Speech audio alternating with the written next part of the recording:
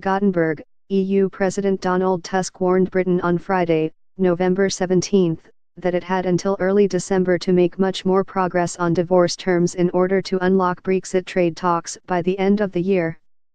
Reflecting growing impatience with London, Tusk's deadline followed talks with British Prime Minister Theresa May on the sidelines of an EU summit in Sweden that was meant to focus on reforms for the bloc's post-Brexit survival.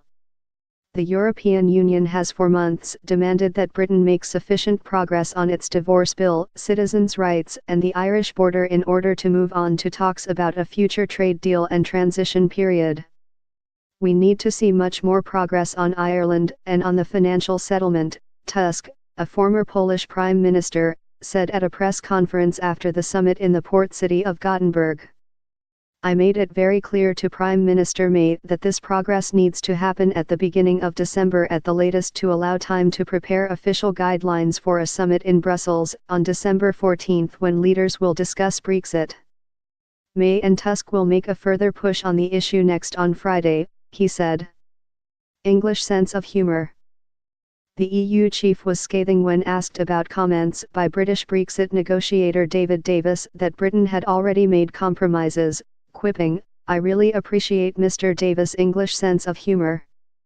May, whose government has been pressing for talks on the post-Brexit future while shrugging off EU pressure on the divorce terms, was more upbeat as she left the summit.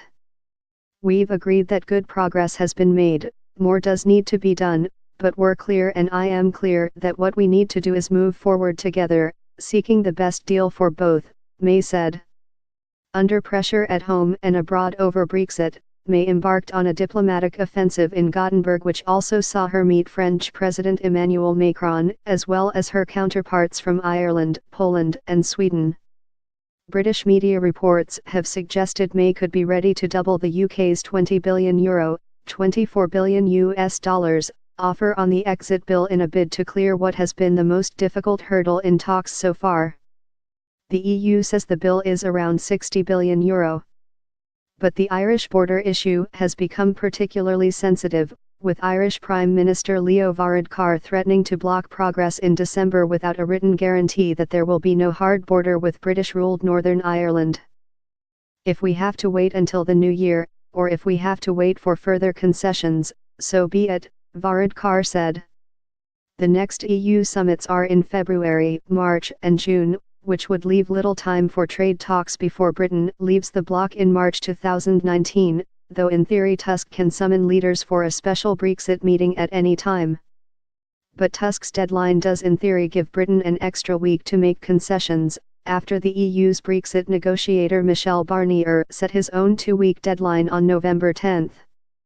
Populist threat Britain's messy divorce from the EU after 40 years of membership overshadowed the original purpose of the summit, a plan to improve social standards in line with economic growth, and see off the threat of populism.